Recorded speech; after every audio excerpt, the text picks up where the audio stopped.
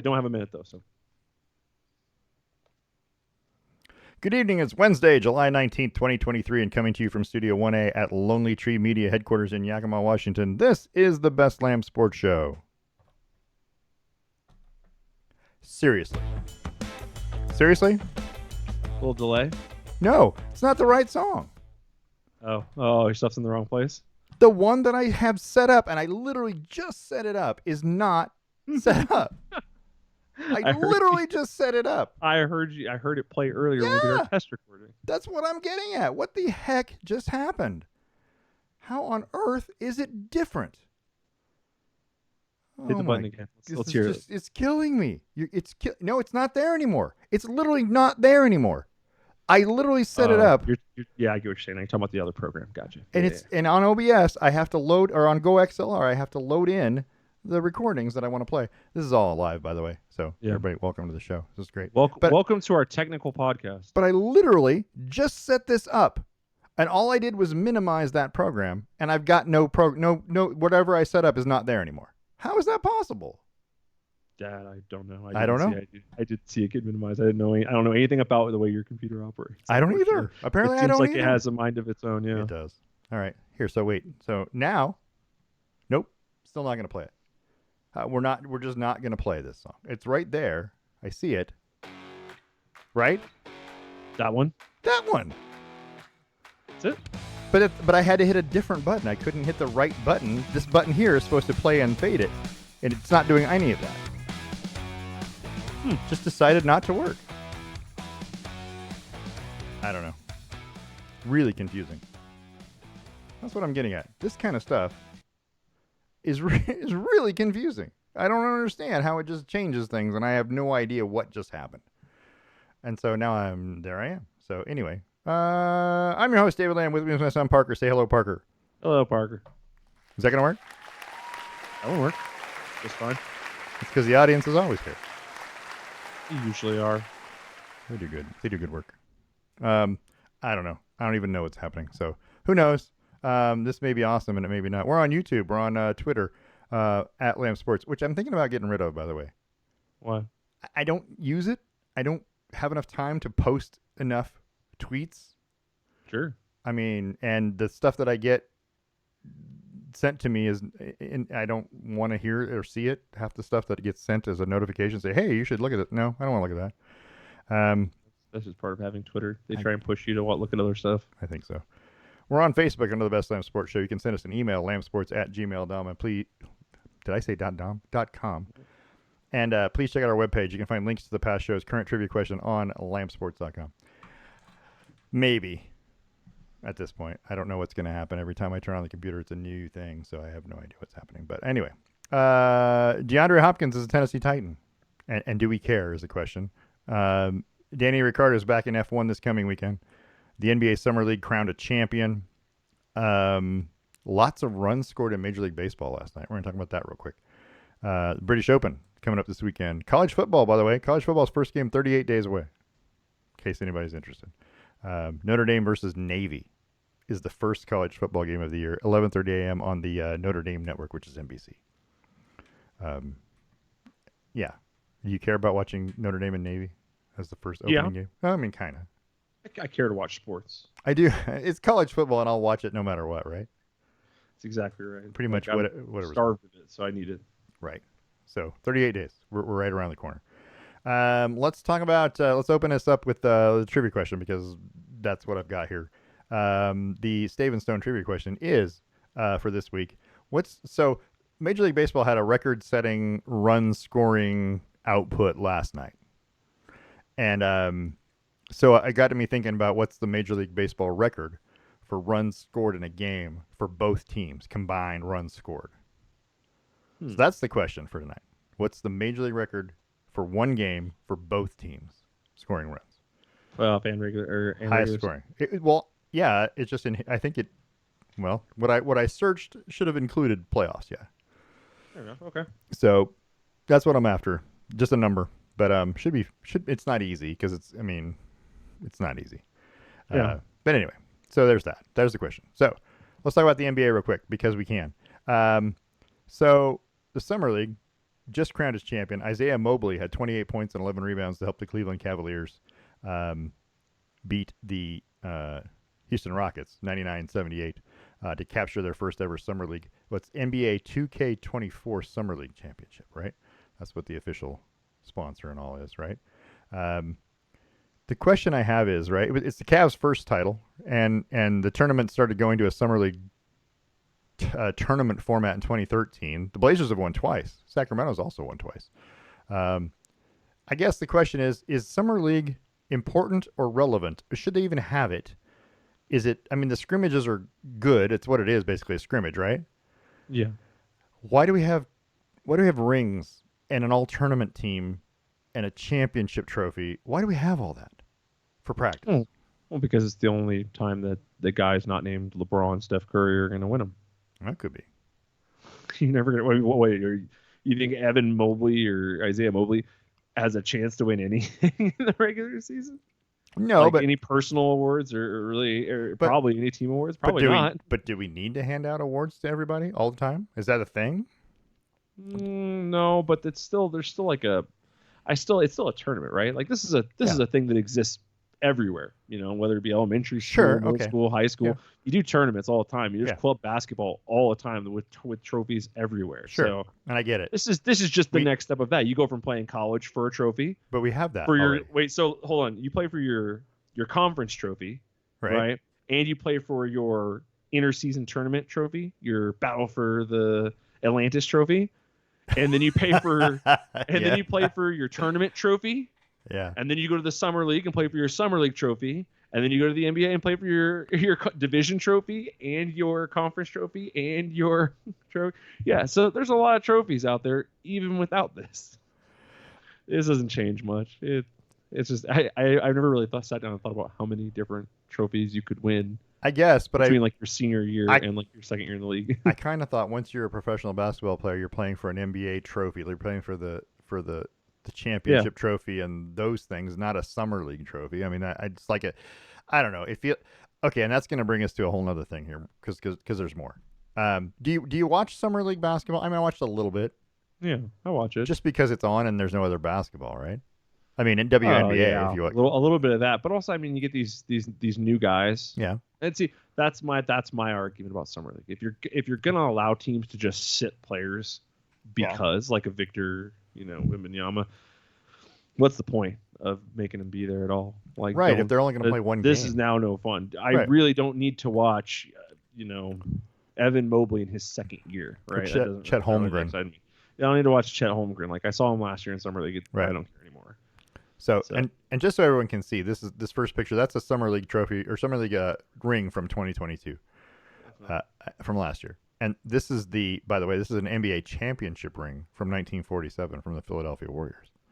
Nice. I feel like this one is way more elaborate than this one, and this is for the NBA championship. Well, it is. You're right, but I mean, when was the date on this bronzy one? 47. There you go. Post-war. Yeah.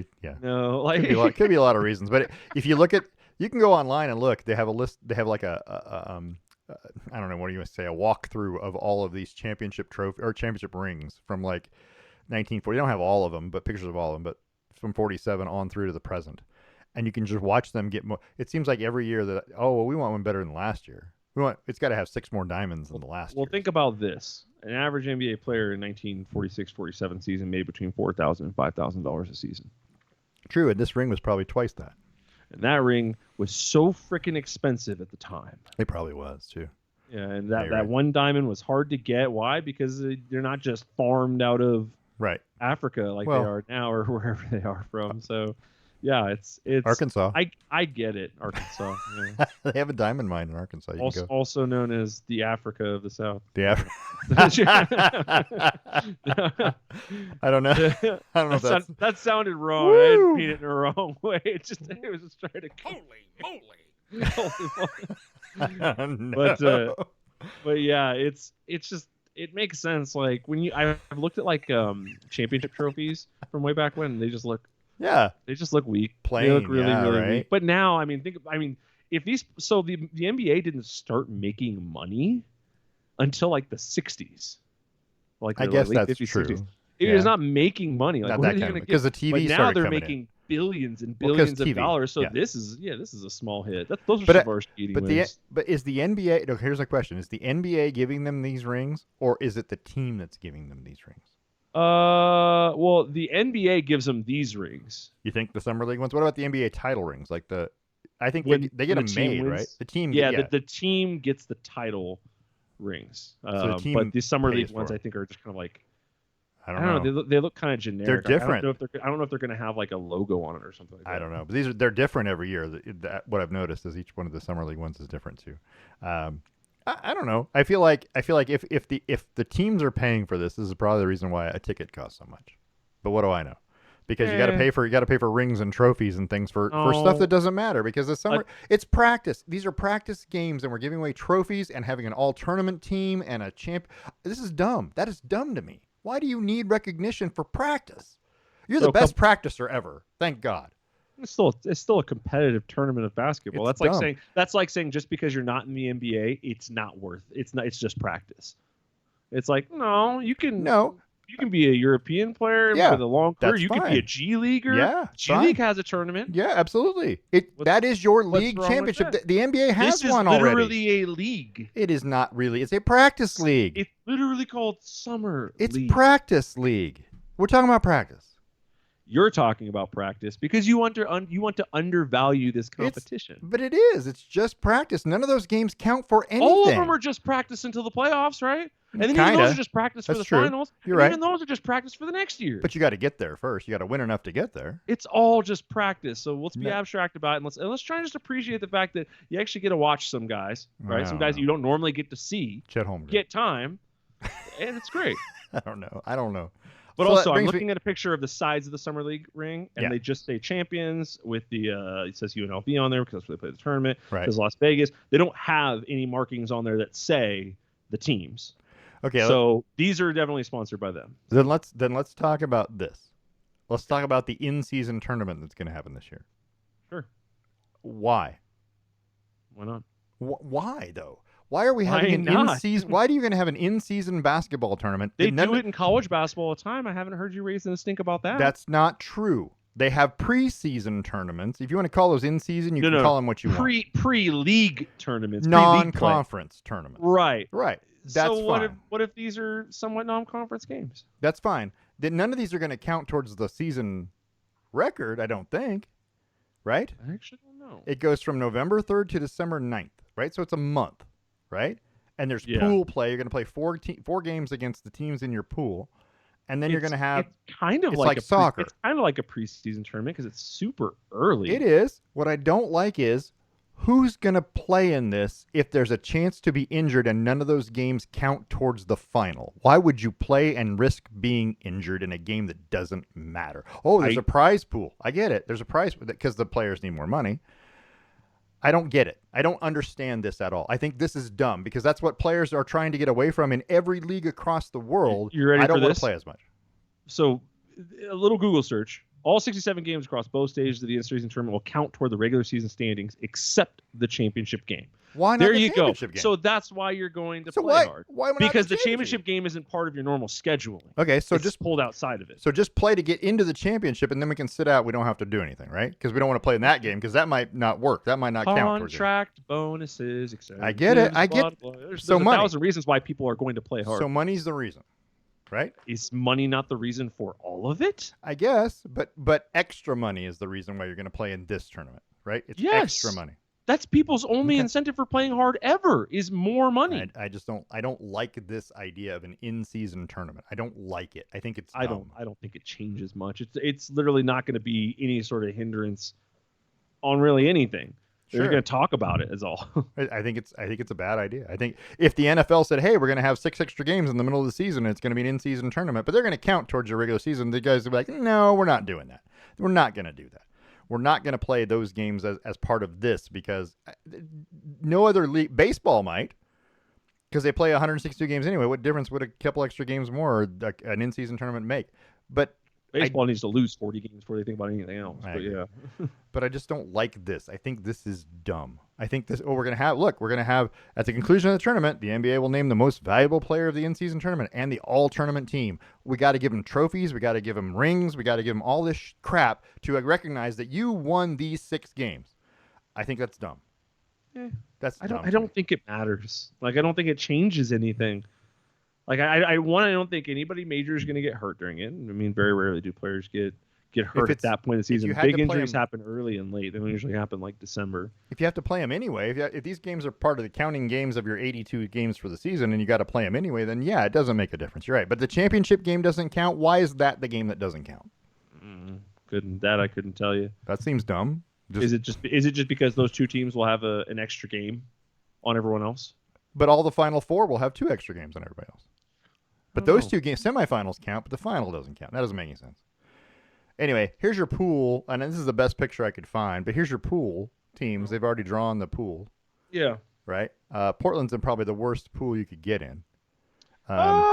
Utah's down. The Lakers are Memphis, you're not sure, and Phoenix is really good, so what are you going to do? Okay, so what I'm going to tell you is that Memphis finished 2nd, Phoenix finished 4th, and the Lakers finished 7th in the West last year. I hear what you're saying. That's 3 of the top 7 teams are in that. Memphis got swept in the second round. The Lakers got swept. Got it. Still have the best record in the NBA. Still have those 3 of the 7 best records in the West, as opposed to the West B. The B group is the real group to be fearful of because they've got this Rockets team that's rebuilding with a whole bunch of different pieces for this year. It looks really good. Well, yeah, I mean we're talking about this year. Well, what I'm getting at the Mavs team that looks reloaded. The Clippers are always stacked, assuming nobody actually ends up leaving, and then of course the Nuggets. And technically, based on last year's records, the B is the worst group. New Orleans, Dallas, and Houston are 3 of the worst teams in the West from last year. New Orleans made the playoffs and lost in the first round, right? Made the play-in game, I guess. Lost that first game. Yeah, but the Mavs didn't make the playoffs. Nope, yeah. Neither did the Rockets. But guess what? They have a title winner in there. I get you. I hear it. I hear it all. All of these things considered, they're the only ones with a title at the end of it all. Right. Anyway. And pure talent-wise, 3 or 4 of those 5 teams are tough, are stacked. Okay.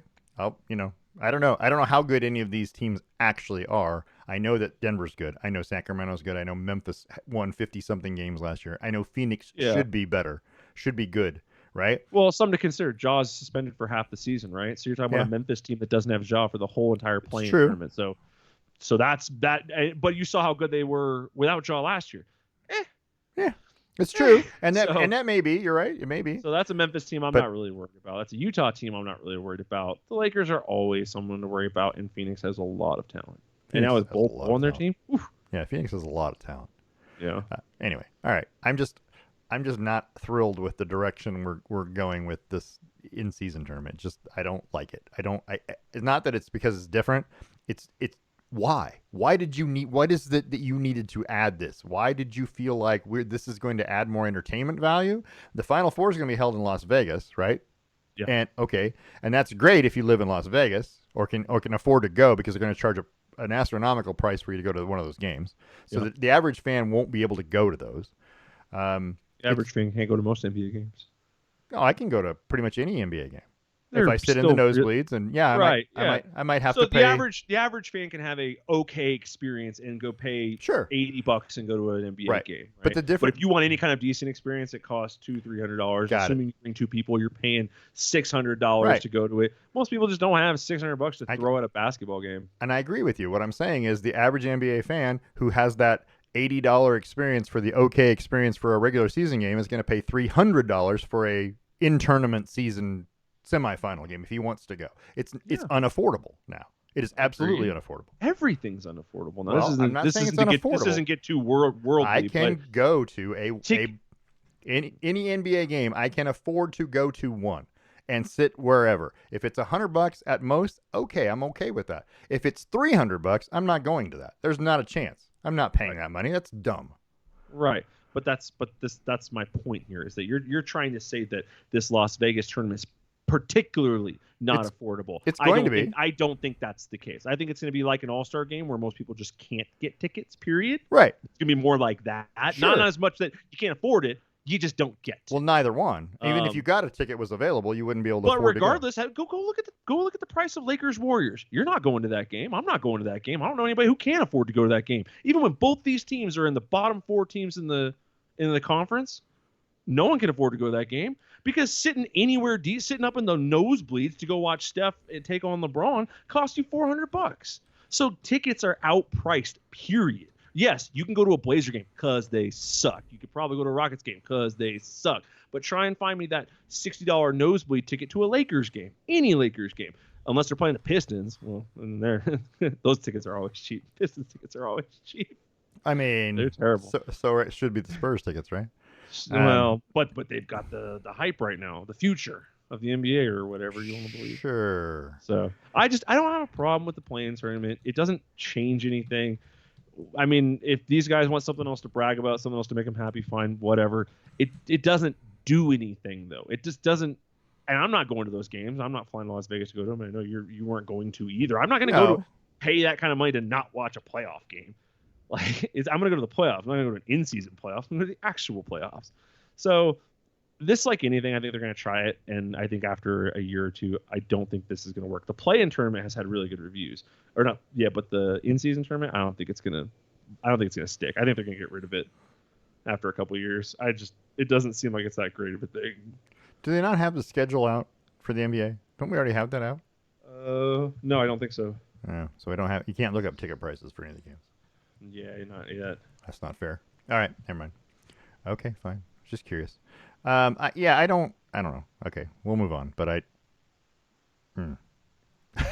It's just one of those things. Oh, by the way, it says complete schedule was released last year on August 17th, and the year before was August 20th. So I would expect it in August. Oh, okay, gotcha. Major League Baseball had a historic night in terms of runs scored last night, by the way. 12 teams scored 10 runs or more, which is something that hasn't been done since 1894, according to the Elias Sports Bureau. Chicago, the Cubs led the way with 17 runs. They beat the Nationals 17-3. And by the way, the Cubs are littered throughout the baseball history in terms of scoring the most runs for a lot of things. Three separate games ended in 11-10 scores. The Mets beat the White Sox 11-10. Kansas City beat Detroit 11-10, and San Francisco beat Cincinnati 11-10. That's the first time that's happened ever for that particular score in Major League Baseball history. Interesting that all these runs are coming, and I was looking at the time of the games to see how long the game took, and surprisingly, some of those games were less than 3 hours.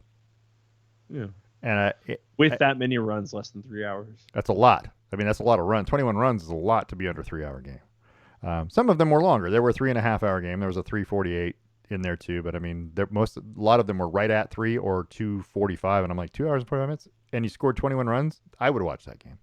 Right. Yeah, that's what the MLB is looking for, right? Is all this run scoring. Well, I mean, it's more exciting to watch people score than. I think strikeouts are exciting. Yeah. But when there was like a little period there where runs were so hard to come by that it's like, come on, can we get something here? Jeez. Yeah. So I guess it's an overcorrection. One of those things we're going to talk about maybe next week. We're going to talk about umpiring because there's been a lot of issues this year. Yeah, they're having a lot of problems. We're going to talk about some ejection issues because that's become a big topic in baseball is why players are getting ejected, why managers are getting ejected quickly. I mean, there's like a short fuse, the umpires trigger. have like decided that we're not going to play this game. Yeah. When you talk back, I'm just going to go ahead and bounce you. Which I'm okay with, but most people aren't. So, I mean, it makes it it's interesting. I don't know. Yeah. Well, we're going to talk about that next week. Major League Baseball ejections and things that, arguments and bad calls and do we need to go ahead and replace them with bots? Because they're going to do that anyway at some point. I don't think you replace them all. I just think you can replace the home plate umpire with a bot for the purpose of balls and strikes. We'll get into that later. Yeah, we'll talk about that. We can talk about that next week. Yep. The PGA Tour well, golf in general. It's not just the PGA Tour. It's at the British Open this weekend, which actually starts tonight at 10:35 p.m. If you want to watch it live. Yeah, because it's in Liverpool. Royal Liverpool Golf Course. Last year's champion was Cameron Smith. He won at St. Andrews. There's the claret jug, by the way, which is, the big deal. Which, the British Open is so big that it's just called the Open. Why do they have so many trophies?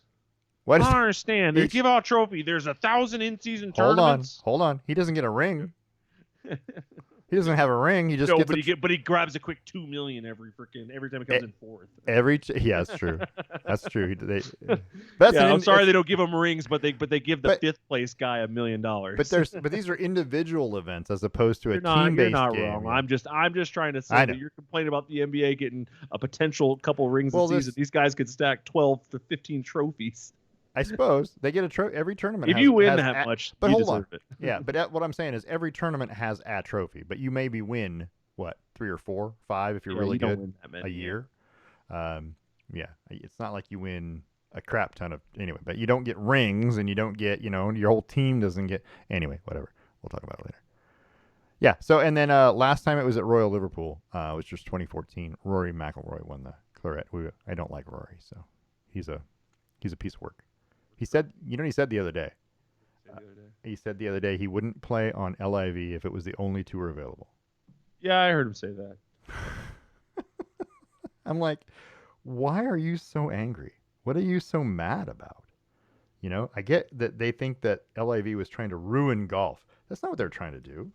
But okay, I mean, if that's what you believe, and he's sold on it, and he's sticking to his guns, which I admire, I think he's wrong. But that's okay. He made $1.26 million in U.S. dollars. Rory did last time he won, and that was 10 years ago. Yeah. So now that's like $100 billion in today's. Anyway, our show is going to be relatively short, by the way, because I don't have a whole lot to talk about, and you don't have a minute, so we will extend it. Well, we're gonna talk about Formula One for a minute because it's going to be a second. Which is the next topic, by the way. So let's talk about the Formula One. So Danny Ricciardo will be back in action on an F1 track this weekend at the Hungarian Grand Prix. Qualifying is Saturday at 7 a.m. I got to get to the right thing. Nope, that's not what I want. Cancel. 7 a.m. Pacific on Saturday's qualifying. Race is Sunday at 6 a.m. How excited are you to see Danny Ricciardo back in the AlphaTauri Red Bull stable? I just don't want it to be like, yay, Danny, and then he comes out and just immediately is like 17th. He does not finish. Yay, Danny. Yeah, we were so looking forward to this. I mean, he struggled at McLaren, and I don't know that was his fault. I think it might have been partly McLaren's fault because the whole team struggled. It wasn't just him. And yeah, so I get it. I like Danny Ricciardo. I think he's good for the sport. He's someone to identify with. He's funny. He's likable. Right? I agree. Yeah, I think he's good for the sport. I think him and Christian Horner have a special thing going on because Christian Horner said Ricciardo's goal is to replace Sergio Perez at the end of the 2024 season to get a seat with Red Bull in 2025 because Perez's contract goes through 2024.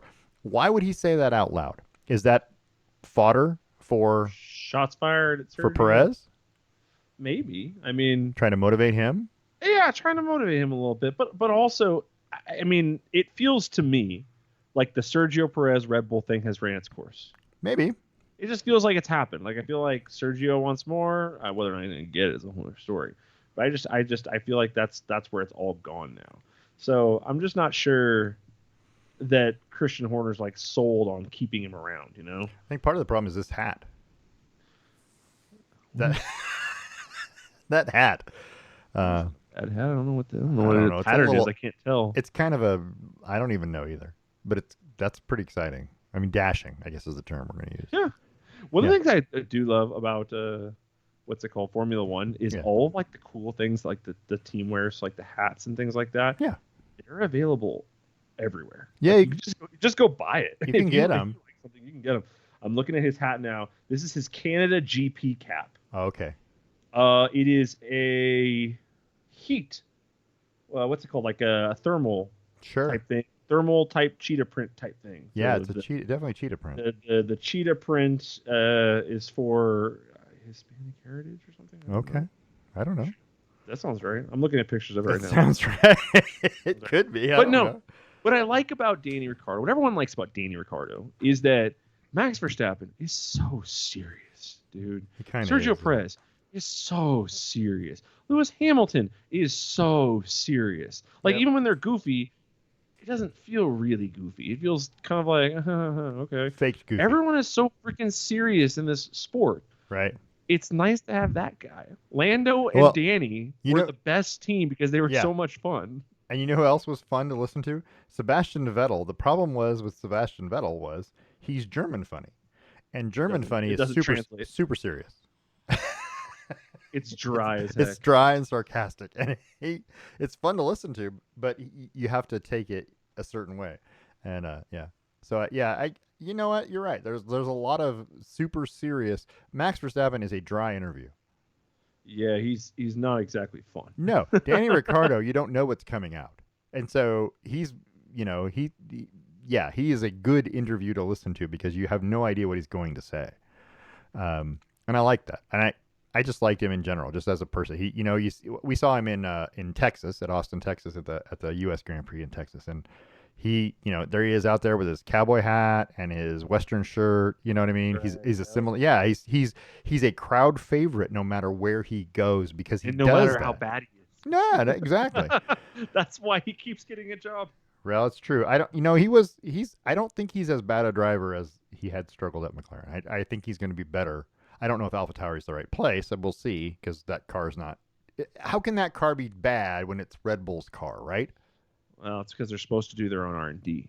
Sure. But that's the thing is, like, when you're not Red Bull and you're AlphaTauri, even if Red Bull is sharing stuff with you, do you think they're sharing everything? Well, they don't want you to beat them for sure. Oh yeah, you got to have a first place driver. Like, right. You got to have one team that's better than the other team. Like, you don't want constant controversy. No, the last thing we need is Yuki Tsunoda beating us. Because his car's good. Also. So F1's more F1 notes if you want to talk about it. So F1 boss, I don't know if it's Stefano or Stefano. I really don't know how to pronounce it, to be honest with you. We're going to go with Stefano Domenicali. He has called for sporting sanctions instead of monetary penalties for those teams that breach the 2022 budget cap, which they're reviewing right now. Sure. Last year, in October, Red Bull was given a $7 million fine and a 10% reduction in wind tunnel testing time. As punishment for breaching the 2021 budget cap, which was $145 million. So the question I have is, I like where he's headed with that. I think it should be a sanction. It shouldn't be a fine because you can just pay more money, right? Somebody's going to donate the money or there's a sponsor that'll pay the fine. I agree with the penalty of on the racing. You know what I mean? I like that idea. Well, the money, assumingly, is spent on the racing. Why wouldn't the penalty be on the racing? Right. So the FIA has doubled the size of its auditing team this year. So hoping to catch more people, I guess. I don't know. So I like it. I think the majority. I don't think there should be many penalties that are financial in any sport. Right. Like if you get caught cheating, it shouldn't cost you draft picks. It should cost you wins this year. Not last year's wins. This year's wins. Vacating wins. I don't like vacating wins. It doesn't matter. So let's just I feel like that's where I like this idea. Like, right. I don't know what exactly the penalty would be, but if you go over the cost cap, let's say that you're minus 20 total points on the season. Right. Doesn't matter where you end up. Like, you might be in first. You might be like Red Bull ahead by 1,000 points. Well, doesn't matter. First of all, this picture right here sums up why you go over budget. This is the entire Red Bull team for this year. That's a lot of people you got to pay. I'm just saying. And I've only seen like 8 of these people on TV, right? The pit crew, like 12. I don't know, maybe 12. Well, there's 100 people here. Checo's pit crew is like 15 people. Maybe. Max's pit crew is like 15 people. Okay. Then there's engineers who aren't on the track during the race. I think a lot of these people are not part of race day. They're like engineers and stuff. But you ever see those pictures of like Toto Wolff and like because he doesn't do the pit wall anymore? Right. he does like in the garage, and he's always surrounded by like 7 people, none of them are like pit crew. There's like regular people. Some of these people are those people. Yeah, for sure. And just as a guesstimate, there are. I'm guessing the guys in shorts are pit crew. There are 56. Probably the real laborers on the outside there. I don't know. True. There's hold on 1 2 3 4 5 6 7 8 9 10 11 12 13 14 15 16 17 18 19 20 21 22 23 24 25 26 27 28. There's 28 people in the front row. Now one of those is Christian Horner, and one of those is what's his name? Helmut Marko. Yep. And I get that they're different. They're on a different pay scale than the rest of these guys. But let's just assume there's 26 people in the front row. There's 4 rows here. That's 104 people. And a few people here on the end, and a few people here on the end, and a couple of drivers that make all the money. Yep. That's where all the money goes. I mean, there's a shit ton of people you're paying. Yeah, a couple engineers in there, a couple of social media people in there, obviously pit crew, marketing, HR. Right. What I want to know is how come this guy in the back row on the left near the end, the second from the end, why does he not get a? I saw it right away. Why does he not get a Red Bull shirt? What happened to that? He forgot it.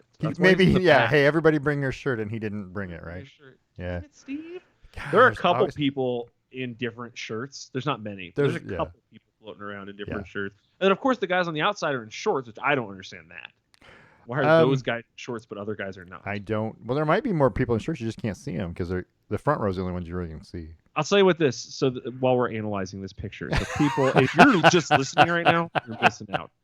There are 2 different types of shirts that I noticed right away. So there's a shirt that Christian Horner is wearing, which has 2 large sets of logos on either side of the chest. Yeah. And then there's the shirts like the guys on the outside are wearing in the shorts. Just one that have one big Bull, red logo, on the left side.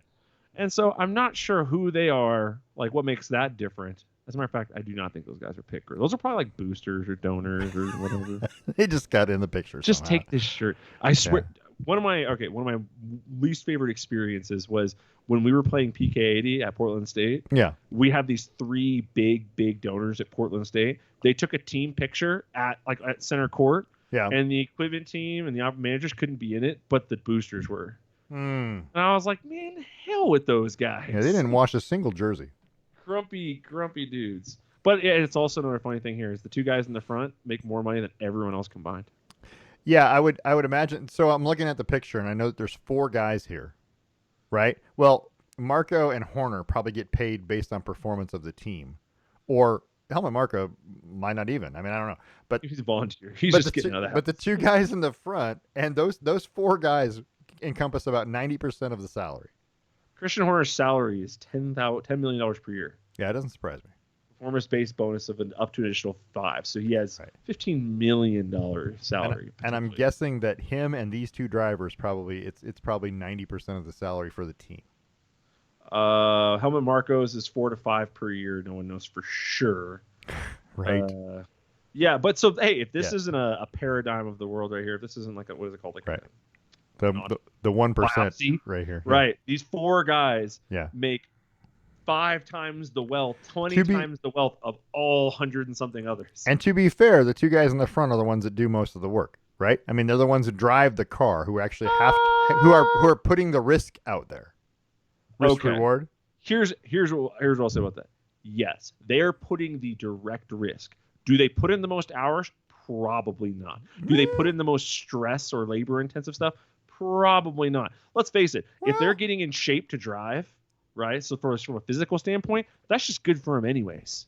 You know who's not in this picture? So that's kind of a benefit. Yeah, you know who's not in this picture is probably Danny Ricciardo. Well, they don't have. I don't see any of the reserve drivers. That's what I'm saying. He does things for them. I'm sure he gets. He's got testing. Oh yeah, Danny Ricciardo probably puts as much testing time, at least not on the track, but at least in the simulators and stuff, as either of those guys. But that's what I'm saying is there are engineers in this crowd who are probably putting in 80-hour work weeks, and Max and Checo maybe are only putting in 30. And you're right. It's just like any other corporation. Also, you know what else I thought about just now? What's that? Drivers, people who drive their vehicles around, things like that. Like transportation crew, warehouse there might be guys. Some of those guys, though. Well, they might be in that picture. I don't know.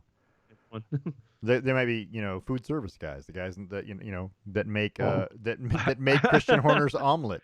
I saw a meme. Have you seen the movie The Wolf of Wall Street? Yes. Do you know when his dad is in there talking to him and he's like, "You spent $60,000 on a dinner?" Yeah. And then he's like, "Well, it was for clients, right? It was for clients." And he's like, "Well, yeah, you had all the sides, right?" He's like, "Yeah, I had all the sides." It was like Red Bull trying to explain right why they're over reach. budget. Yeah, this is why we're It was over like budget. Max Verstappen's like, "Yeah, I had all the sides." Yeah, it was all. Oh my gosh, yeah. I I I don't know. So also, let's talk about this. So if you're looking at the pictures, if you're not, what I've got is a picture of Mercedes right behind McLaren. This was at Silverstone, and what you've got here is that Mercedes is a little upset with McLaren. Not upset. It might not be the right term. What I will say is this: James Allison, the technical director for Mercedes, right, says that they're going to be taking a good look at McLaren's latest upgrade for clues about how their Formula One rivals have made such a leap in lap time. That's what I was hearing this weekend. Yeah. What I hear you saying is, I think you're cheating. That's what I hear you saying. I'm not saying everyone's allowed to look. And I'm not putting words in anybody's mouth. But the only reason you get upset about it is because they beat your cars, and you want to know why, right? Yeah. And later he says something to the effect of, "We keep an eye on all the teams as they upgrade." Absolutely. Right? I get it, and we note something new or unusual when it comes along. The interesting and unusual thing about the McLaren upgrade is that its lap time effect is quite strong. It's unusual to have a step of that size of relative competitiveness in the middle of a season. Yeah. Which sounds like, hey, you're cheating. It's just saying you did something we don't understand. It's right, confusing. and we want to figure out why and see if we can get that too. Well, of course, right? Well, sure. That's how everything. Well, it's like what's it called? Do you remember a couple years ago when Mercedes brought the push pull wheel? Yeah. Yeah, and then Red Bull was like, because they immediately started just hacking lap time off. Right. And Red Bull was like, "No way, that's cheating." And now everyone has it. But I mean, it's now funny. Every single team has it, and it's funny. It's because when you see it, you go, something's got to be wrong. And right. and then you challenge it, and then they have to explain it. And once they explain it, then you go, next year we're going to use that too. Yeah, we're going to do it. Next year we're going to use that too. Yeah. I mean, the amount of times I've watched those videos, what was it, Inspector Seb? Yeah. Walking up and down pit road, checking out everyone's cars. touching things, getting in trouble. Max Verstappen touching Mercedes back wing. Lewis Hamilton squatted down looking at Red Bull's vents. And they do. It's just all over the place. I get it. And I understand that you're going to do that because I mean I would too. Why are you faster than me? Why last week was I faster than you and this week I'm not? Well, yeah, there's this guy I watch on YouTube, and he's a former Formula 2 driver, and he was saying like it's like their jump was huge. It's like Mercedes is right to kind of like talk about it a little bit. Like, it's unheard of. Like you're talking like multiple seconds. But let's back up and say that also Mercedes made a giant jump at some point in time this year because Fernando Alonso was third in every race. I think the first Fernando 5 or 6 Alonso races has more dropped off than you Mercedes think it is? Has gotten. Yeah, I was thinking about that the other day because we were talking about like who's doing well behind Red Bull the other day, and I'm starting to think that like I was looking at some like lap times, I was looking at some stuff about Fernando. His qualifyings have not been as good. Right. He's had some penalties here and there. I think he's more fallen off than Mercedes has stepped up. And on the flip side, though, McLaren just straight stepped up. They did. And I don't have a picture of it, but did you see the Williams Gulf livery that they're going to... Yeah. Oh, for Singapore, Japan, it's just on every car now, huh? Everyone wants to do the Gulf livery. I guess. But it's the Williams one looks really good, though. I mean, I like the light blue. I do too. Well, that's why I like McLaren. Well, I mean, it's not the only reason, but that's one of the reasons why I like McLaren's cars is because they have that really cool. It's not as light as the Gulf blue, but they have those blue accents on that papaya orange, and it's just super cool looking. It does look good. And then the Google wheels that have the Google wheels are pretty cool. They need to go next year. You think so? You don't like those? It's fun. You watch it one time, you're like, all right, now it's kind of. I'm over it now. It's like a little kid designed a wheel. Well, it's a circle, right? Just like Google. Oh, I don't know. I don't mind. I like the little Duracell battery top where the air intake is. I swear they have little kids saying like, that kind of looks like a battery. It looks like they might, but I mean, it could also be adults like us who are kids anyway. I mean, some dad's got all these like promo pictures or mock-ups all over his counter, and his kid comes and goes, "Oh, that looks like a battery." And he's like, "You know, it'd be cool if you did this." Yeah, I mean, Anyway, I don't know. Yeah, so Formula One's in Hungary this weekend, like I said, and so 7 o'clock on Saturday on ESPN, you can watch the qualifying. 6 o'clock on Sunday, you can watch the race. Not that it will be very exciting. I anticipate that Max Verstappen will win. Quick question for you. Yeah. Do you have a favorite track yet? Favorite what? A favorite track? Well, so I own the 2021 F1 game for PS5.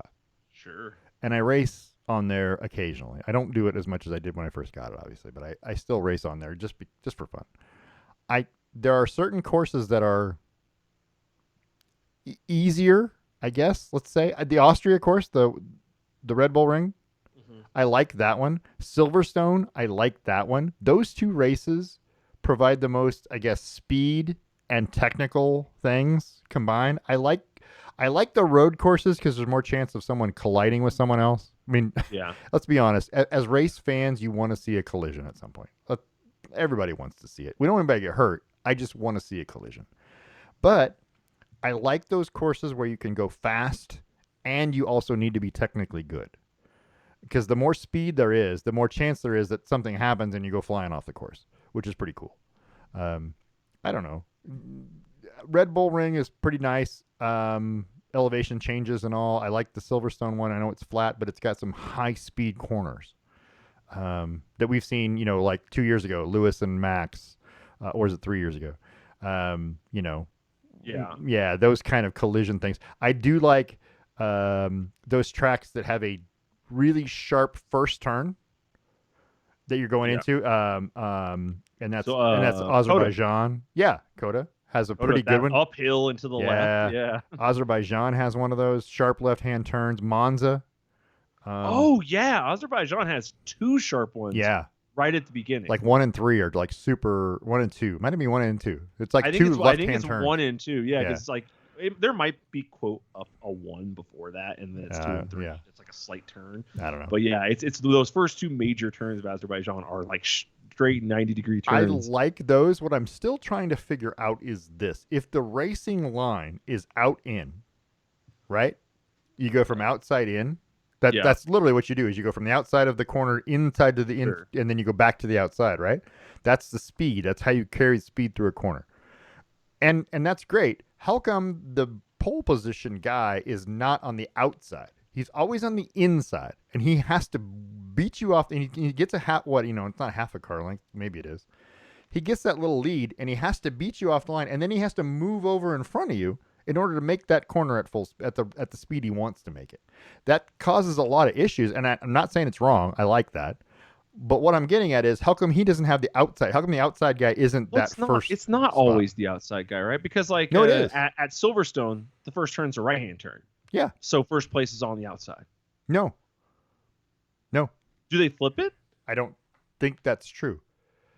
I don't know. I gotta look now. Crap! Now you've made me. I have no idea, and I won't be able to look it up in time. I'm pretty sure the starting grid is the same. 1 is front left, 2 is behind to the right, 3 is behind to the left, 4 is behind. So then I guess sure why on wouldn't some tracks you're inside, some tracks you're outside. So I guess the question is, why wouldn't they flip it? I don't know. Right. Do you need an extra award for being in first place? I guess not really. But I mean, it makes it. You already have the fastest car on the grid. You need a little extra. It makes it interesting, and I like that. It's just kind of weird, I think, to me that the way it happens. Yeah. I don't know. It's fun to watch. It's fun to watch. I don't care. I'm looking at a picture here of Silverstone's. So left front is number 1. They're on the outside right there. Yeah. So he's already got the position to go around the corner the right speed. But on other tracks that's because that one's clockwise. Right. It's the as the British say, anti-clockwise or counterclockwise track. They say that? Yeah, anti-clockwise. Oh. Yeah, it's anti-clockwise. That's so much word. It's not more counter is bigger. It's not more letters than counter, but counter is easier to say. Like it has less mechanisms in your mouth. Just because is two very big syllables. Like they're very potent. You are an uneducated American. That's what happened. I say aluminium, so I don't know. Aluminium, yeah. I don't know. But to follow up on my own question, I think I really like Silverstone. Silverstone I think is really good. The crowd always seems really good there. Yeah. And they seem fairly disciplined too. Yeah. We've seen some crazy good accidents there over time. Last year at Silverstone is where what's his name flipped on his head. Oh yeah, was that Yuki? Yuki? No, Yuki. No, was it Yuki that flipped on his Joe head? Granu. Joe Granu, yeah. Yeah, he Yeah. flipped on his Flipped head on his last head, year. yeah. The year before was the year that Lewis and Max had a Right. collision. Yeah. The year before that, Lewis and Max had a collision. Yeah. The couple years before that, Lewis finished the race on a blown tire. He did a final lap on a blown tire. It's a like fun just track. there's always something at Silverstone. It's really Yeah. cool. No, that's a good track. I agree. That's one of my top 2 or 3. I like the Red Bull Ring. Just because from racing it's smooth and easy, and you can get a lot of speed, and I like that. You don't see it doesn't translate necessarily to watching it, not as much.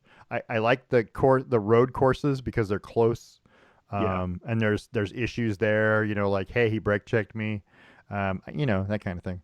I'm really curious to see what Vegas ends up looking like this year. Why is Miami so bad? Why is the Miami track so terrible? Here's the thing. It's not bad. All of the drivers like it. The people who don't like it are the F1 purists who didn't want a Miami race. They're gonna crap on the Vegas race. They crapped on Coda when it was first brought in. They just don't want more USA races, and so they're just crapping on Miami. Miami has that really cool high-speed turn that is fantastic. That back straightaway that leads into kind of a hairpin is awesome. Like, it's a great track. Well, people just hate on it. But it doesn't have. You can't overtake there.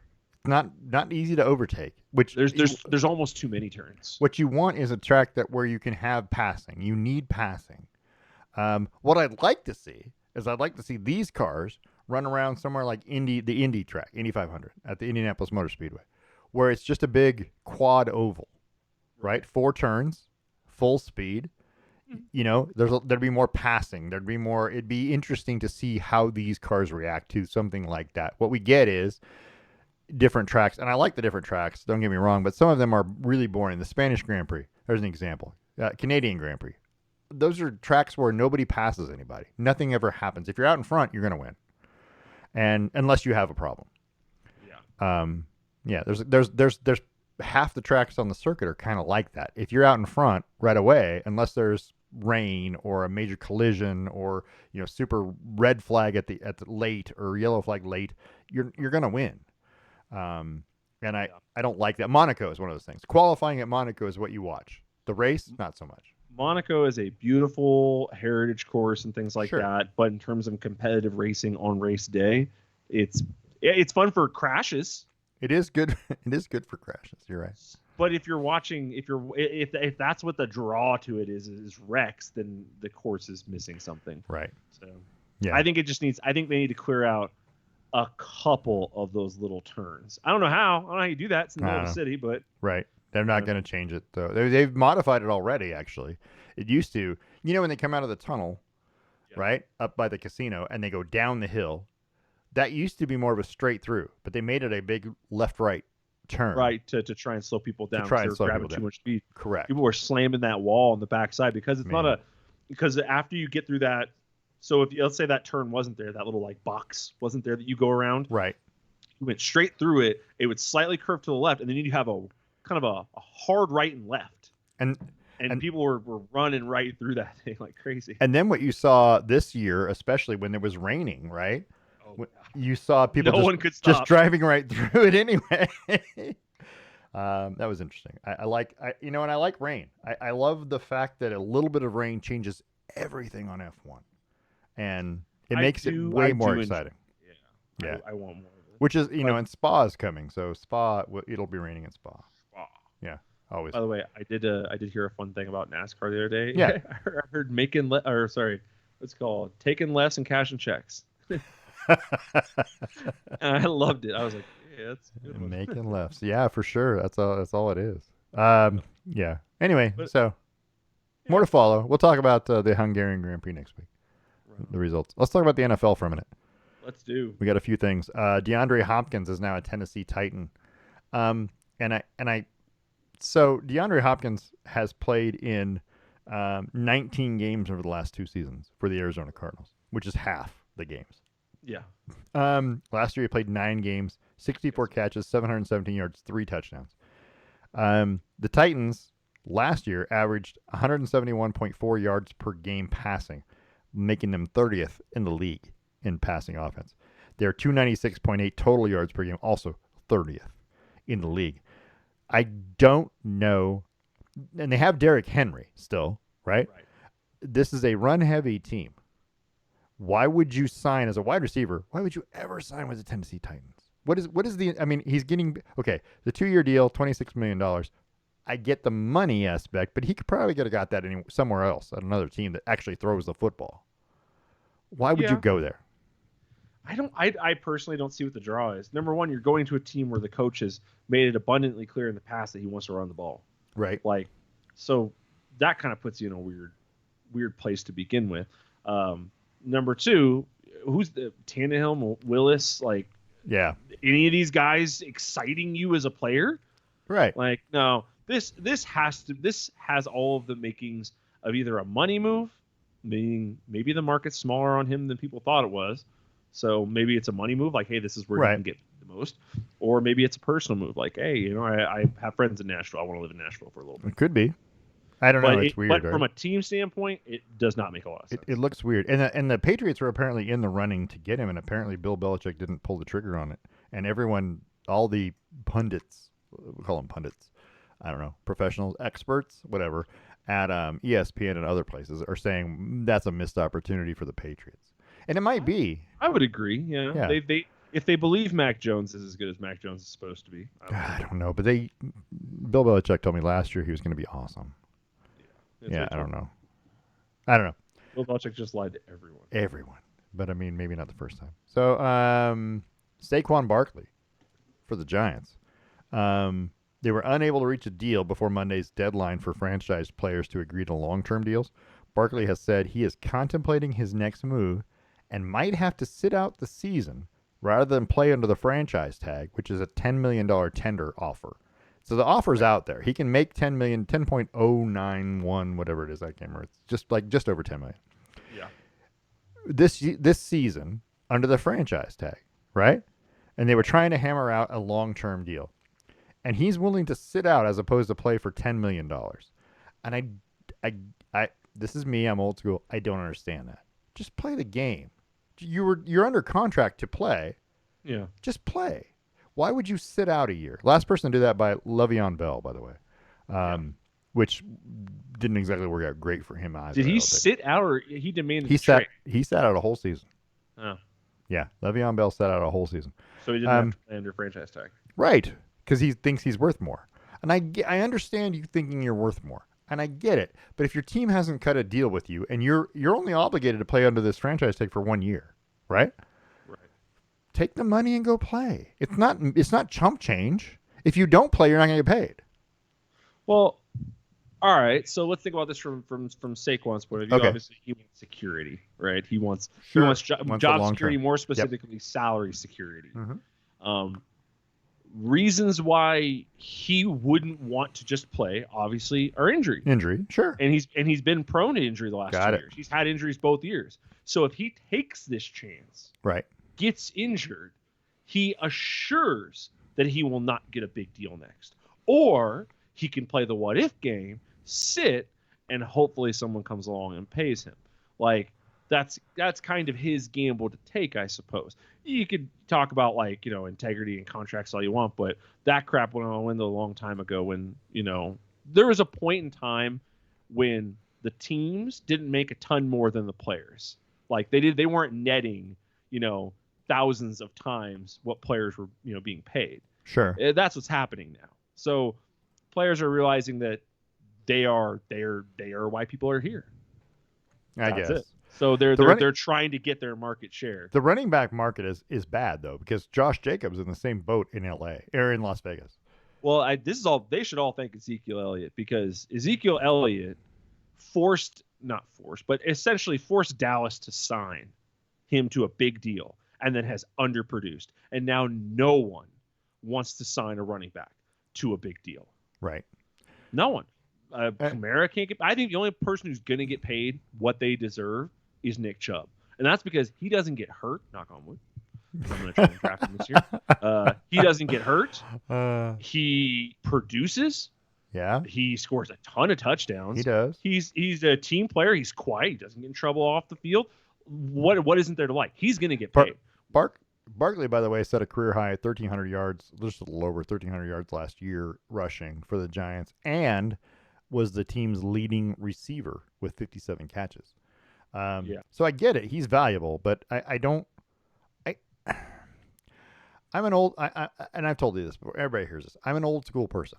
Okay, team drafts you; they want you to play. They've signed you to a contract. Then you go play. You go play until you are in a position at the end of your contract to renegotiate a new contract. Now, he's trying to renegotiate now a long-term deal, but he's not willing to play this season under the terms that are already there. And I don't like that. I will say I don't like the franchise tag. I don't either. It was something that the NFL invented to put a hold on paying players for an extra year. And players have not liked it since it came about. There's always been conflict about don't franchise tag me. It's always been a problem, and it's because it only benefits the team. Yeah, the player makes, what is it? They make league the same as the highest paid player for the league. Right. So when you get franchise tag, you make the same amount as the highest paid player gets for 1 year. Go ahead.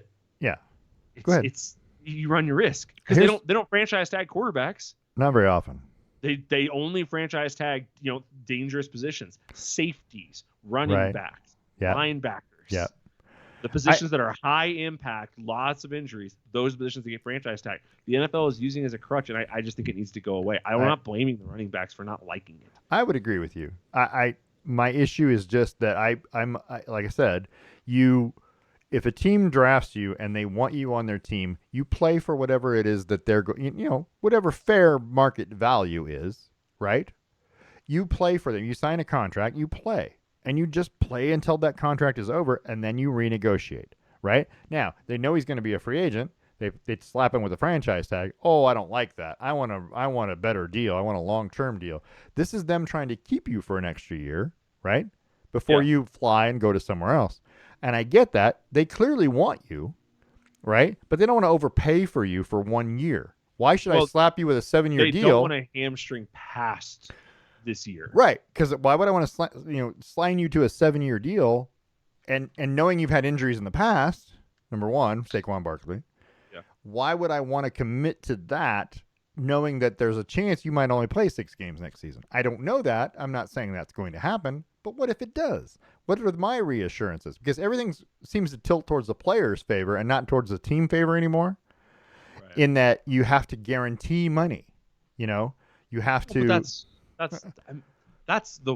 think that's bigger than the NFL, right? Like that's the world we live in now. People are realizing that there is a lot of money out there that a few people are hoarding. Sure. And we want some of it because there's no reason for it. There's no reason why we can't have more than what we have. And the NFL, I think, is just symptomatic of that. It's happening in the NBA. It's happening in the MLB. It's happening everywhere. Players want more. The power is in their hands. They can just demand a trade today. Just demand a trade and say, I'm not going to play. And then either you're going to pay me and I'm not going to play, or you can trade me and you lose that. Like they're in no-win situations anymore. That's why I keep telling Austin, who's a friend of the show, been on the show a couple times. Yeah. I keep telling him about DK with Seattle. If Seattle doesn't produce, DK is going to demand a trade. He's like, no, he's not. I'm like, yes, he is. Like he's a super, super talented wide receiver. He will demand a trade if Seattle doesn't make improvements. If they miss the playoffs again, I think he's gone. So, but that's just the way it's all going. Players are just, really making an effort to look out for themselves. It used to be all about team, until you started putting individuals up on ESPN all the time, until it became the 24-hour news cycle, until players became superstars, not heroes, but superstars, celebrities. And now it's all about the individuals, and it's just the way it's gone. Well, the Las Vegas Raiders and Josh Jacobs are in the same situation. They did not reach a deal. He's in the same situation as Saquon Barkley. I don't know how it's going to play out, but Josh Jacobs is super important to that team.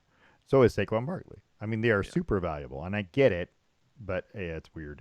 I don't like the system, the way the system is set up, and you can't necessarily blame either the team or the player. They're playing within the system. That's what they're doing, right? If you want to blame somebody, you blame the NFL and ownership, and you say you guys need to stop being cheap, start protecting your players a little better, blah, blah, blah, that sort of stuff. To be fair, there was an explosion in salaries, and that's causing a lot of trouble now. which it's going to happen every so often. You're going to have this explosion of salaries where teams are going, oh, I'll just pay whatever it takes. And some teams are going to go, I'm not doing that. And so the salaries start going up. And what it costs to get one of these good players becomes more and more, not because they're worth more, but because somebody overpaid somebody. And that, Deshaun Watson. I'm not naming names. If you want to like where it started, so in 1986, the average salary was $198,000. Yeah. In 1993, thanks to NFL strikes in '87 and another like possible strike, it was at $800,000. Yeah, that's a so $600,000 more jump over a 7-year span. Mm-hmm. And then there's the Deion Sanders rule, where the Cowboys signed him to a $35 million contract that was loaded on the back end with bonuses. Yep. And then the other owners didn't like it, and blah blah blah. And then NFL requires no such distorted contracts, is what it says. But yeah, so it's like this whole like salary boom started a long time ago. So, but it says that in 1926, Red Grange changed that when he signed a 19-game deal with the Chicago Bears that earned him roughly $100,000. This was the first large NFL contract. It was $100,000 in 1926. The Galloping Ghost, Red Grange. Jeez, just FYI.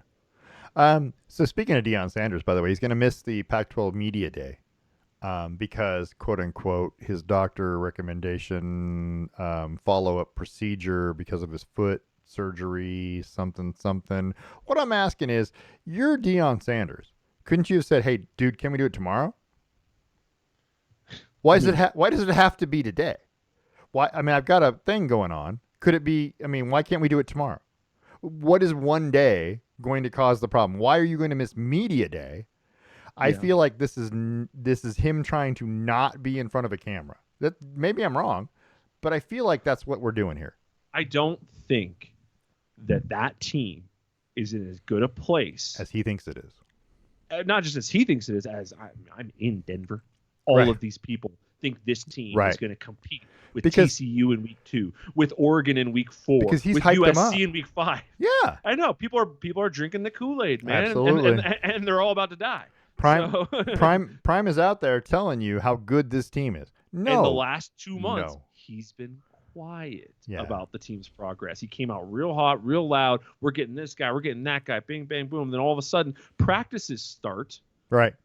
Summer practices start, and the chirping goes away, and now media days go away.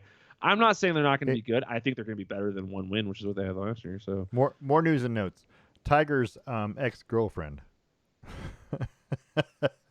Erica Herman, just filed a $30 million lawsuit against the 15-time major champion's estate. Tiger's got to pick better girlfriends. I mean, I don't know. I mean, I thought he was okay with what's her name. What's she citing? It's a girlfriend. Yeah. It's so.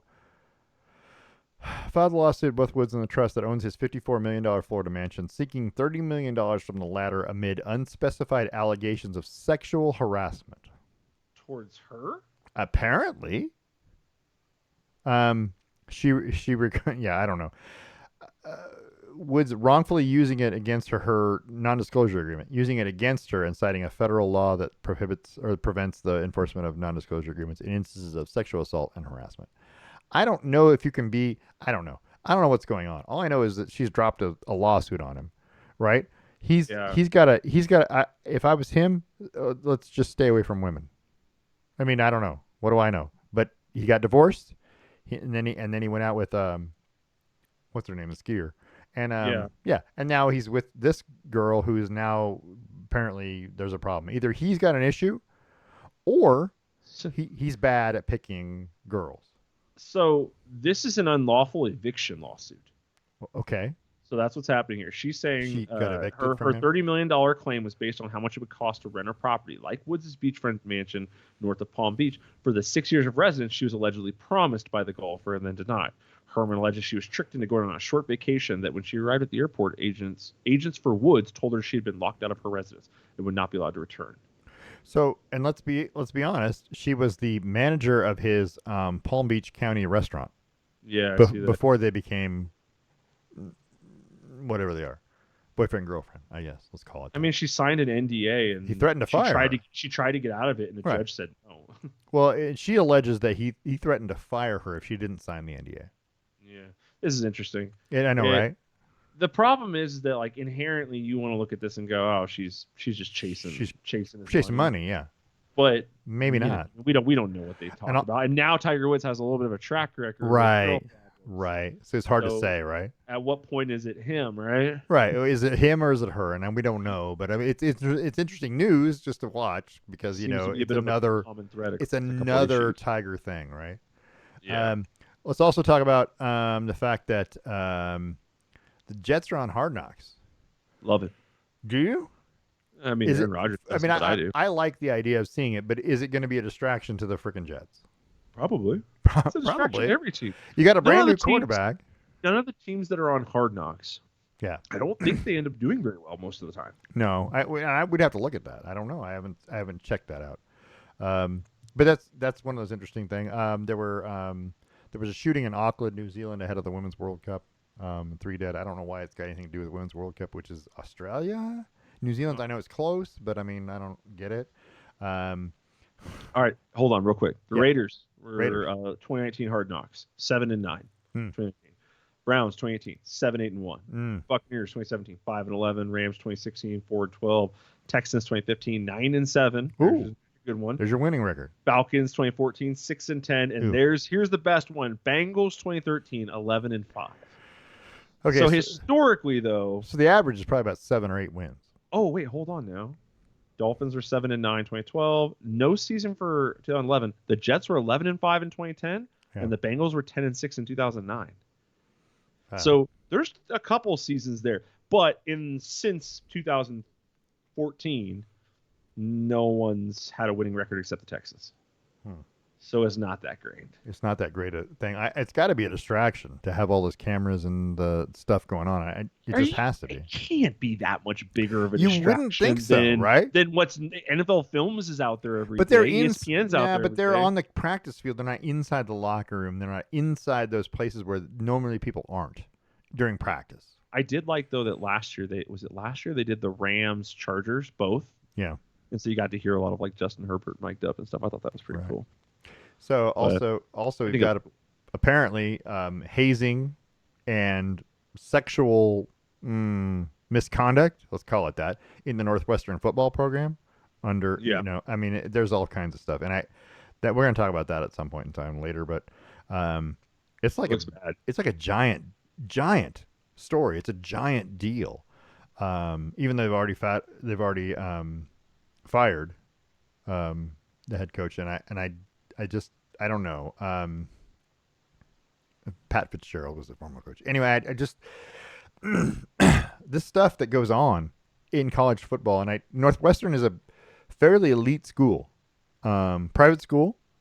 It takes a lot to get into Northwestern. It ranks up there with like Duke and Stanford in terms of admissions, right? To allow this stuff to happen under you, not only it tarnishes the school, the reputation, the league, college football in general, all this kind of stuff. And I don't know, but we'll talk about more about the particulars later. But I mean, like, this stuff is it's like a big news story. So if you want to, read into it, you can. Also, I'm just running through a few headlines. Chelsea beat Wrexham today, 5-0. So if you're, they scheduled that club friendly in the summer here so that they could. I don't understand friendly matches. Friendly matches? It doesn't matter. Friendly matches are practice. It's practice. Half the time the best players don't even play. It's practice. That's all it is. But Wrexham, but the owners of Wrexham. It's ticket sales. Right. The owners of Wrexham, Ryan Reynolds and Rob McElhenney, have scheduled a couple of these exhibition matches, and one of them was Chelsea. One of them is to play the the U.S. women's national team at some point. The men's team will play the U.S. women's national team? The Wrexham will play the U.S. women's national team. Yeah. Oh, I love that. I know, right? And I don't think it's a full thing. I think it's like a 7-on-7 or something. It's like a small version. But I like the idea of it. You know what I mean? But this is when you have expendable income like those guys do. These are the kind of things you can arrange. So, and the influence. It looks like their next two games are the Galaxy LA and Galaxy, then right? And then Man United. Right, man. Yeah, they're playing everybody, and I'm like, they're gonna get hammered, and that's fine, but they're getting exposure, is what they're getting. Publicity. Yeah, that's what it's all about. Yeah, interesting, right? Yeah. And then lastly but not least, Miami Marlins third base coach Jody Reed fractured his lower right leg when he was struck by a foul ball off of Jesus Sanchez. Next thing you know, they're going to have shin guards, right? Because the base coaches have to wear helmets now, right? Because they might get hit in the head because this happened a while back. Yeah. But now he got hit in the leg, so let's better put shin guards on him. Next thing you know, shin guards, chin protector or chest protector, it's all coming on. Face mask. I don't know. What's next? Yeah. It's just liability. I mean, I think about like any other workplace where you have like projectiles, maybe. Right. You probably have to wear a helmet. You probably have to wear what's it called, hard hat. I would at think. Any place like that. You can go to a construction site that's building a one-story building, and if you don't put on a hard hat to protect from falling items, right, like you can get in big trouble with OSHA. So can you imagine there's probably an OSHA board that's looking over baseball saying, hey, that ball was ratcheted at your head at 120. You should probably be wearing a helmet. Your ears can be exposed. That's fine. But we should probably cover the top part. I don't know.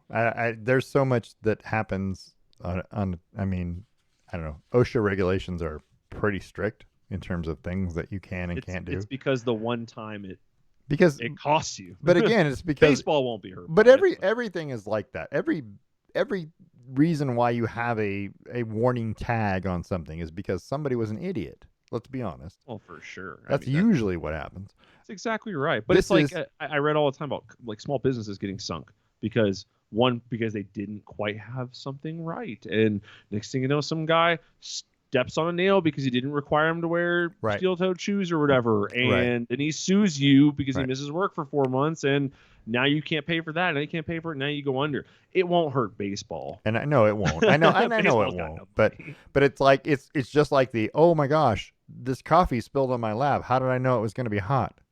Come on, man. That's the whole. But you know that's a lie. That's why you go get coffee. It's because it's hot. But you know that's a lie. I agree. You've watched the thing about it, right? Yeah, absolutely. That they were serving it at like 190 degrees. You wanted it hot. Did you not? Can you drink? I want it hot enough to drink right away. I don't. I want it to be the perfect amount of hot that where the moment you hand it to me, I can immediately put it into my system without worrying about it burning the skin out the inside of my mouth. I will tell you this. The first cup of coffee, I want it drinkable. The second cup of coffee, I can wait. It's okay if it's hotter because I can wait. I've already had some. The first one, yeah, I want to drink of it now. You're absolutely right. But the second one, it can be too hot, and I can wait for it to cool down. That's okay. But the real kicker behind that whole lawsuit was that McDonald's themselves were claiming, oh, we only put it at 120 to 130, which is acceptable by FDA standards. But then, upon sample test, they're finding out they were being served at 180, 190, which is enough to take the skin right off your arm. So what happens when these people, and I get it, but it isn't their fault it spilled. Well, you spilled it. Well, it's their fault that it caused the damage it caused, right? Kinda. If you put that argument is the same argument you could make for when a child shoots another child because they handled a parent's gun. Is it your fault that they shot him? No, it's your fault that you did something irresponsible and left something dangerous in a position to be abused. Right. McDonald's handed way too hot a liquid to a person. That's their first mistake. All you had to do was put it in your cup holder. Don't put it between your legs. You don't spill it. Well, all she wanted was for to pay for her medical bills. But you don't put it between your legs. Why would you put the coffee between your every car in the world has a cup holder? That's not the well. Actually, it is the point. I don't know for sure that her car exactly has a cup holder. She was in the passenger seat of a car too. Doesn't matter. I'm going to bet you that there's a cup holder.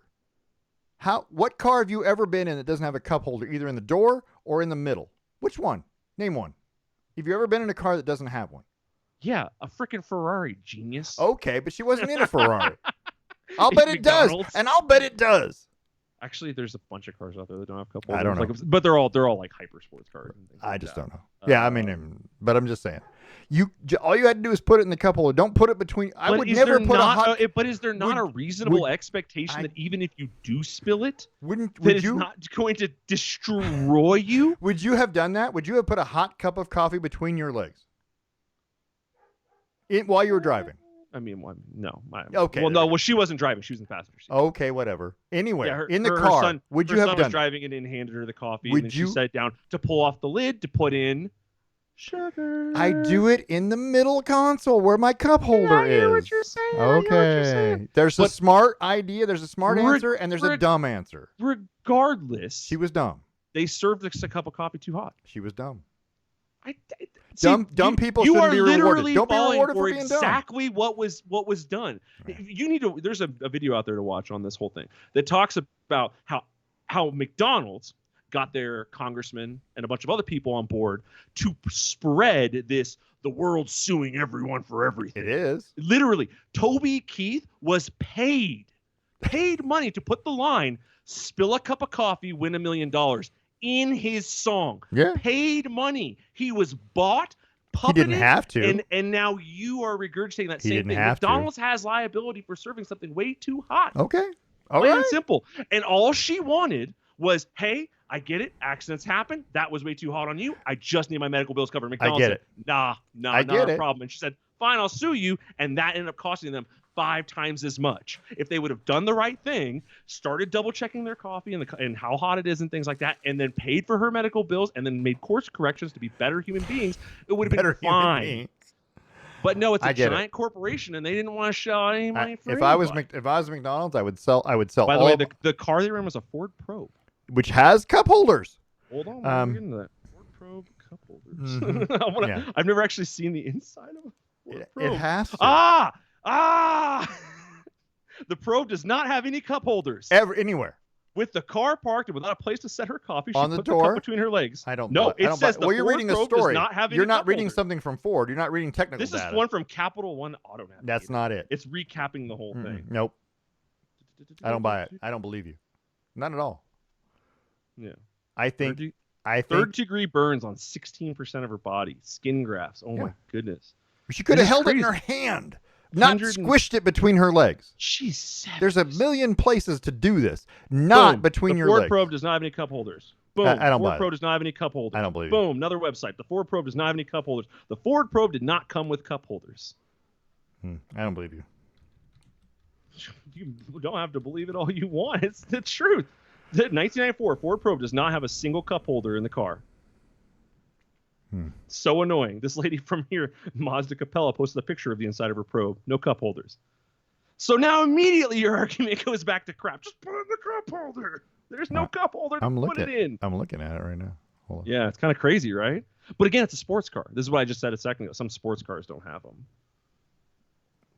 People are into this show, by the way. Ford Probe, by the way. They're like this. They're getting into the good stuff. stuff. The Ford Probe, by the way, is not a sports car. Whatever. It was sporty. You can sports. It was a sporty sportsy. Okay, same way all that right. a Mazda Miata is a sporty car. But yes, it did not come with cup holders. She had nowhere to set her drink, so she put it in the first available place. You could put it on the dash, but you're about to take off. In your hand. Hey, she's old, man, and it's 100. You don't put it between your legs. That's a dumb move. That's all right. So what we have here is we need to sue her parents for raising an idiot. Dumb. We need to sue Ford for making a car without cup holders. We need to sue McDonald's for serving something at 190 degrees, which is not consumable. All right. It's not consumable. But it's going to cool off rather fast. It's not like it's 190 degrees for an hour. It's 190 degrees for like a minute or two. I wonder how long it would stay. This is actually something, the law of thermodynamics is outside of my scope. Right. But I wonder how long it would stay above. It depends on if she had one of those little stoppers in it or not. Or, I don't think that was a thing in the 90s. I think that feels like a Starbucks 2004 thing. And also it depends. Was it winter? I don't know when it happened. Right. It was in New Mexico, so it doesn't matter. New Mexico, it's always going to be hotter in New Mexico anyway. It's always going to be hotter in New Mexico. I don't know. I feel like this. And by the way, what they paid her was the equivalent of 2 days of coffee sales. What they ultimately paid her out. Not what she asked for. What she asked for would have been a percentage of one restaurant's sales from a day. She ultimately got paid out with $160,000 in compensatory and $2.7 million in punitive. 2 days of sales. Boo freaking who McDonald's. Let's stop acting like it's everyone else's fault that they can be idiots. Whatever. Also, I think they're all. Ford, put cup holders in crap. I think everyone involved is an idiot. Why didn't she sue Ford for not having a cup holder? I don't know. There you go. It wasn't her car to sue, I guess, on that. She could have made a lot more money. Yeah, but it was later reduced to $640,000 overall. But that well covered her medical bills. Sure, Thing. and that's She fine. died a decade after settling her case. Why did we get into this story, by the way? It started with players' lawsuits. Oh, Tiger Woods. This Tiger Woods. Tiger Woods. Yeah. Frivolous lawsuits, things like that. Right.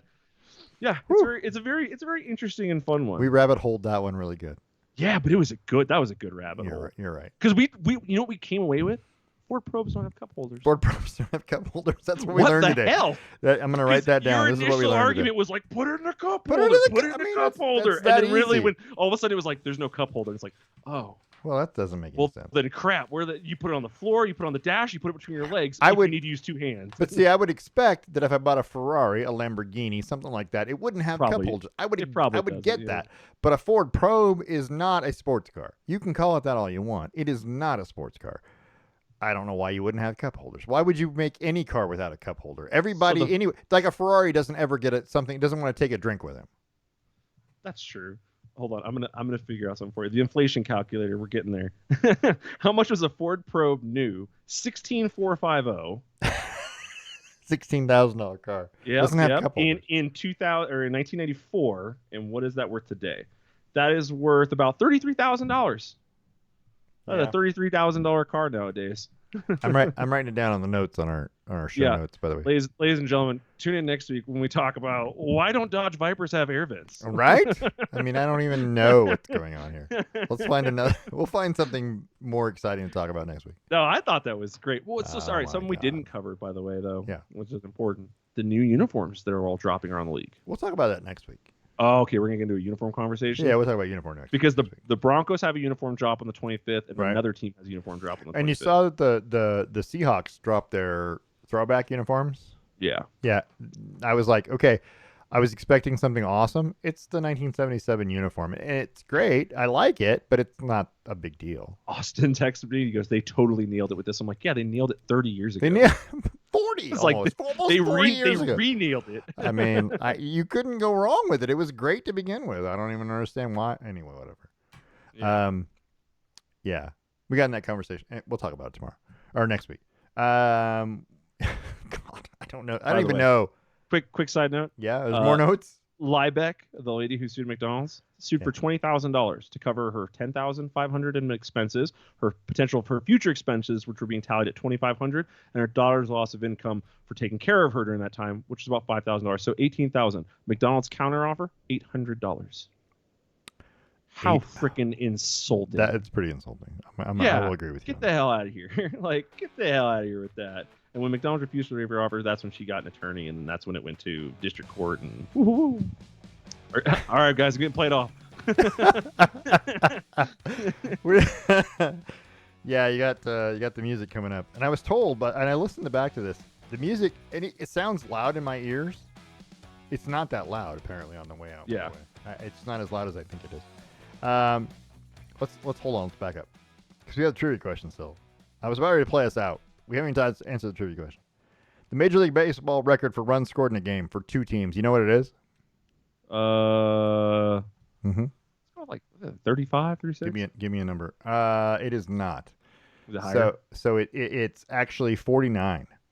The Cubs beat the Phillies on August 25th, 1922, 26-23. The record for runs in an inning is 18 by the Chicago White Stockings, who eventually became the Cubs on September 6th, 1883. And the record for runs by one team in a game by one team is 36 by the Chicago Colts, who later became the Chicago Cubs on June 29th, 1897. So when I say the Cubs are in all of these, they're in all of these. They're in every little bit of this. Constantly. Yeah. The Cubs beat the Colts 36-7, so it was 43 runs. But the Phillies-Cubs game was 49 runs, and then 18 by Chicago in an inning is the record for one. And I just had a couple of pictures that I put up here, basically showing Toronto scoring 11 in a 25-3 rout of the Red Sox and some other things on here. But there's a Boston 23-3 over the 17 runs in the seventh inning. Yeah, how long an inning is that? 17 runs. In order for 17 runs to score, assuming no one else is left on base, right?